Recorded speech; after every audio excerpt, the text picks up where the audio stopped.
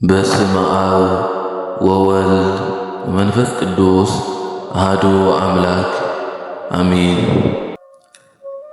አባ ኪሮስ በሀገረ ሮሜ ከአባቱ ንጉሥ አብያ ከእናቱ እንስራ ተወለደ።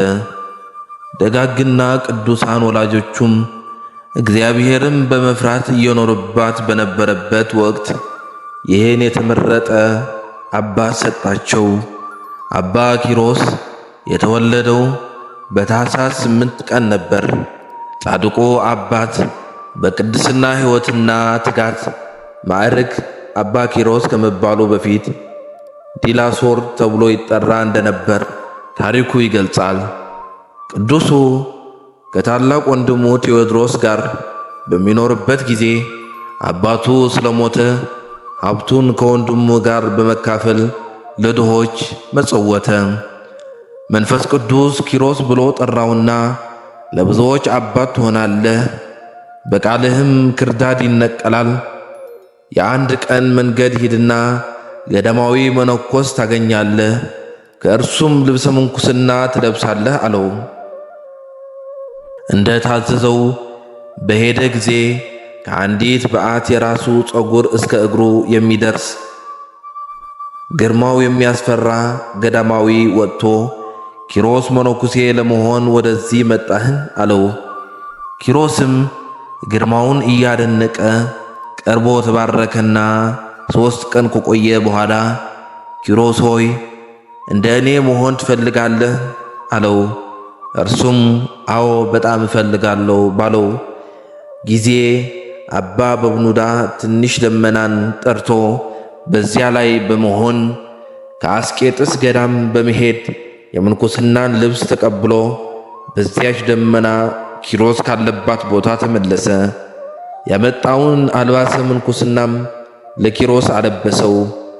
ለአባ በብኑዳ ሁልጊዜ በሰርክ ሰማያዊ ህብስትና ጽዋዓ ወይን ቅዱስ ሚካኤል ያመጣለት ነበር። አባ ኪሮስ በዚያ ለአባ በብኑዳ እየታዘዘ ሲኖር አንድ ገዳማዊ ሰው ወደ አባ በብኑዳ መጥቶ ሳለ ምንም ነገር እንደሌለው አይቶ ምን ትበላለህ ብለው አምላካችን ይሰጠናል አለው። ያ እንግዳ መነኩሴም በልቡ እንደኛ ሰው አይደለምን እያለ ሲያስብ አባ በብኑዳ በመንፈስ አውቆ ለምን እንዲህ ታስባለህ? እኔም እንዳንተ በደለኛና ኃጥእ የሆንኩ መነኩሴ ነኝ አለው። ይህን እየተነጋገሩ ሳለ የሰርክ ጸሎት ደርሶ በኅብረት ይጸልዩ ፈጽሞ ደስ የሚል መዓዛ መጣ። ወዲያውም የተዘጋጀ ህብስትና ጽዋዓ ወይን ይዞ ቅዱስ ሚካኤልን ሲመጣ አየውና ተቀበለው። ያ እንግዳ መነኩሴ ግን አላየውም። አሁንም አስቀድሞ ያልነበረ ይህን ጽዋዕና ህብስት ከየት አገኘው? ይህ ባታዊ መሰሪ ነው እያለ አሰበ። አባ በብኑዳም ለምን እንዲህ ክፉ ታስባለህ አለው። መነኩሴውም አድንቆ ተቀምጠው መመገብ ጀመሩ። ያ እንግዳ መነኩሴ ግን ከዚያ ህብስተ ሰማይ ቆርሶ በልብሱ ደብቆ ወደ አስቄጥስ ገዳም ሄደ።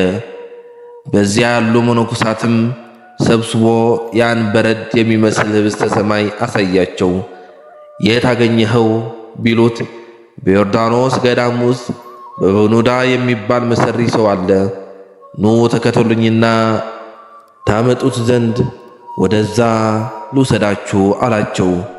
ይህን ሲነጋገሩ ቅዱስ ሚካኤል መጥቶ ያችን የህብስት ቁራሽ ወደ ሰማይ ወሰዳትና በልዑል ፊት ሰገደ።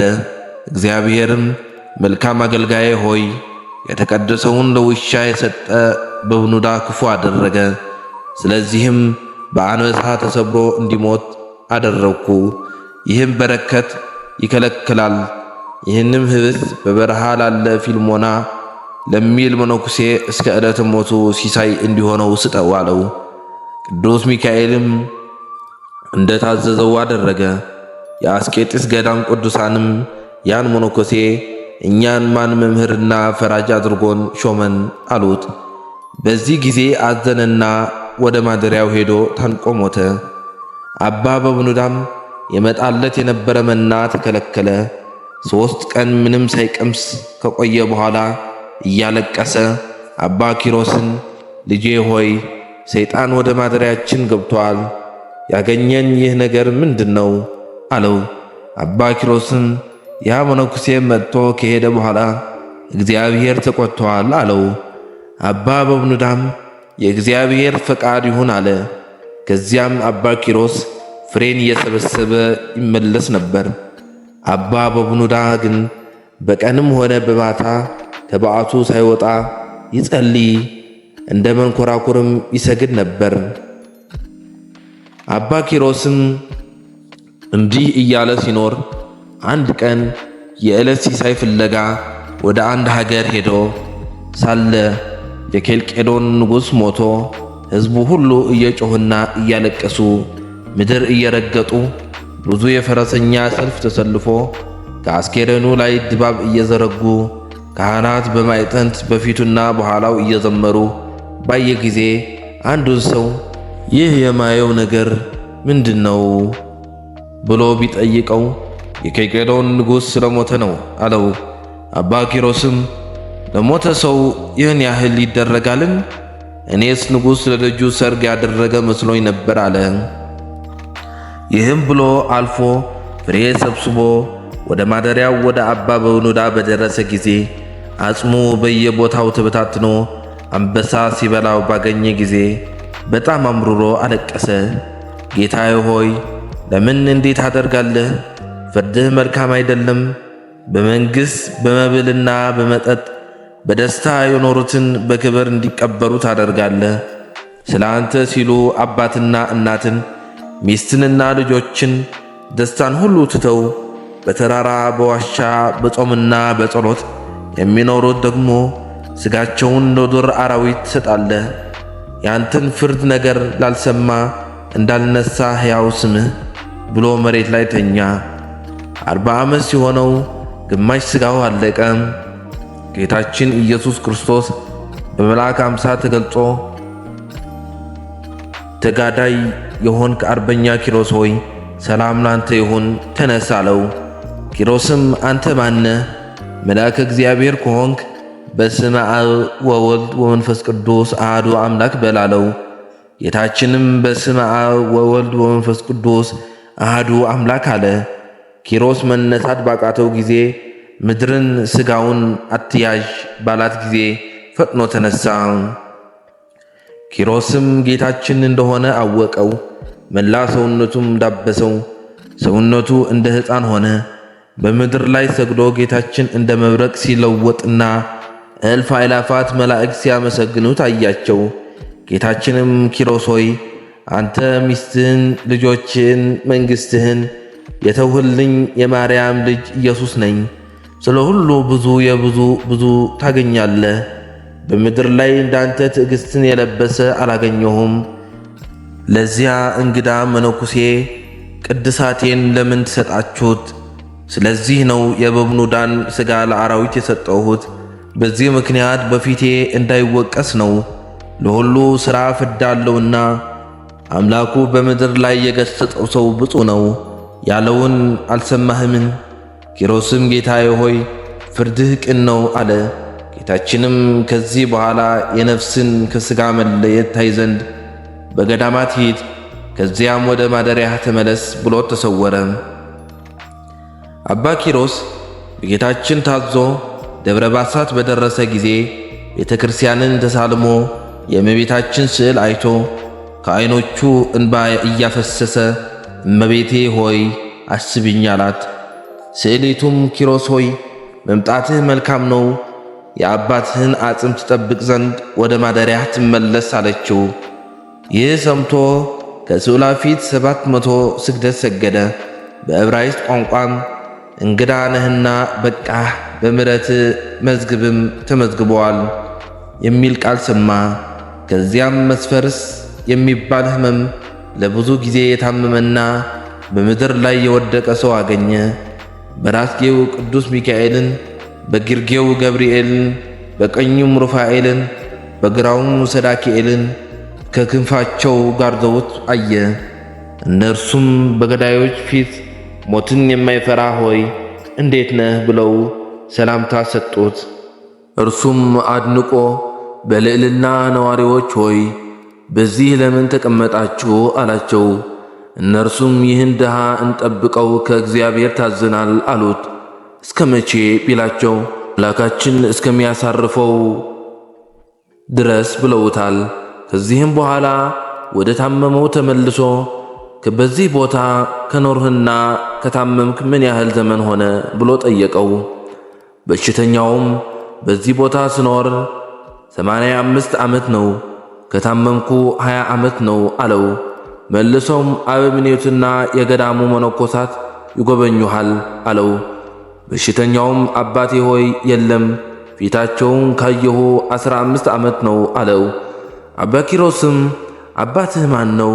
እናትህስ ማናት? ብሎ በጠየቀው ጊዜ አባቴ የኬልቄዶን ንጉሥ ነው፣ እናቴም ንግሥት ናት።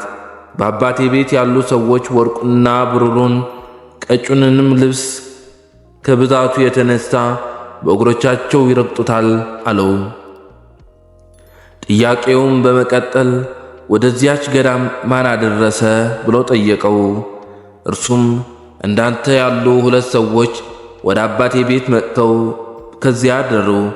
እኩለ ሌሊትም ሲሆን ፊቱ ብሩህ የሆነ ሰው ወደ እኔ መጥቶ ሚሳኤል ብሎ ጠርቶ ሲነጋ ተነስተ ከነዚህ ቅዱሳን ጋር ሂድ አለኝ። እኔም መጥቼ ወደዚህ ገዳም ደረስኩ አለው። አባ ኪሮስም የአባቱን በበብኑዳና የሌሎችም ቤተ መንግሥትን እየተው የመነኑ ቅዱሳንን ሁኔታ እያነሳ አጽናናው። እግዚአብሔርም የሚወደውን ይገሥጻልና አታድንቅ አለው። ያ በሽተኛ ሚሳኤልም እውነት ነው፣ ለእኔ ይገባኛል፣ ስለ ኃጢአቴም ይህን ተቀበልኩ ብሎ መልሶ ዝም አለ። ያን ጊዜ በሞት ያሰናብተው ዘንድ አባ ኪሮስ ወደ እግዚአብሔር ጸለየ። ጌታችንም በክብር መጣ። ጌታችንም አባ ኪሮስን ምን ያህል እንደምወድህ የመላእክት ሰራዊት ያዩና ያውቁ ዘንድ ይህችን የገነት ተክል አበባ ከእጄ ወስደ በፊት ላይ ጣላለው። ኪሮስም እንዲሁ አደረገ። ያን ጊዜ የበሽተኛው የሚሳኤል ነፍስ ያለ ጻር በፍጥነት ወጣች። መድኃኒታችንም ተቀብሎ ሳማት። ከእርሱ ጋርም በብርሃን ሰረገላ ውስጥ አስቀመጣት። አውጥቶም በሰማያዊ ክብር አኖራት። አባ ኪሮስም አለቀሰ። አባ ኪሮስም የገዳሙን መነኮሳት ያን በሽተኛ ቅበሮት ሲላቸው ፈቃደኞች ባለመሆን እያንጎራጎሩ ነበር። 4ቱ የመላእክት አለቆች ሥጋውን በከርቤና በሚአ አጠኑ። የገዳሙ መነኮሳትም የሚሸተን ምንድነው? ይህ መነኩሴ ሥራዬን ያውቅ ይሆንን? ተባባሉ። ሥጋውንም በገዳሙ በእንግዳ መቃብር ቀበሩት። ከመቃብሩም ጥሩ ውሃ ፈለቀ፣ ለበሽተኞችም ፈውስ ሆነ። አባ ኪሮስም እነዚያን መነኮሳት በክፉ ሥራቸው ገሠጻቸው። መከራም ይመጣባችኋል አላቸው። ሊወግሩትም ድንጋይ ባነሱ ጊዜ ሰረገላ መጥቶ ወደ ማደሪያው አደረሰው። በመንግሥቱም ሽፍቶች መጥተው የዚያን ገዳም መነኮሳት በሙሉ ፈጃቸው፣ ገዳሙንም አቃጠሉት። አባ ኪሮስ በበዓቱ ሆኖ ሰራዊተ ጽልመት የእነዚህን ክፉዎች መነኮሳት ነፍሳት እያቻኮሉ ወደ ሲኦል ሲወስዳቸው አይቶ ይገባቸዋል አለ። በኋላ ግን እነዚህ ስሑታን አሳቱኝ ብሎ እግዚአብሔር ይምራቸው ዘንድ 40 ቀን እና ሌሊት ጾመ። አርምራቸውምና አትድከም የሚል ቃል ሰማ። ከዚያም በኋላ ድንጋይ ላይ ተኝቶ ሥጋውን በእሳት እንደተጠበሰ እስኪሆን ቆየ። ቃልም አልምራቸውምና አትድከም አለው። እንደገና በሆዱ ተኝቶ ዓይኑን ወልቆ ታወረ። ሰይጣንም ከሩቅ ሆኖ ብዙዎችን በኪዳንህ ያሳትክና ገንዘቤን ልትወስድ የተነሳህ ኪሮስ አንተ ነህን? አሁን ዓይንህ ጠፋ፣ ማን ይረዳሃል? ማንስ ይመራሃል? አለው። ይህን ሲሰማ አባ ኪሮስ ወደ ጌታችን ፈጽሞ እያለቀሰ ጸለየ። ጌታችንም ወደ እርሱ መጥቶ ኪሮስ ሆይ ሰላም ላንተ ይሁን፣ በእውነት አንተ ሰውን ወዳጅ ነህ። ድካምህ ሁሉ በኢየሩሳሌም ሰማያዊ ተመዝግቧል።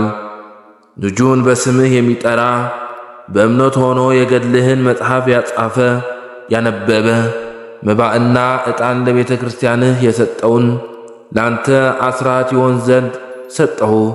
ካንተም ጋር ባሕረ እሳትን ይለፍ ደስም ይሰኝ አለው። ይህንኑ ብሎ ራሱን በእጆቹ ይዞ ፈወሰው።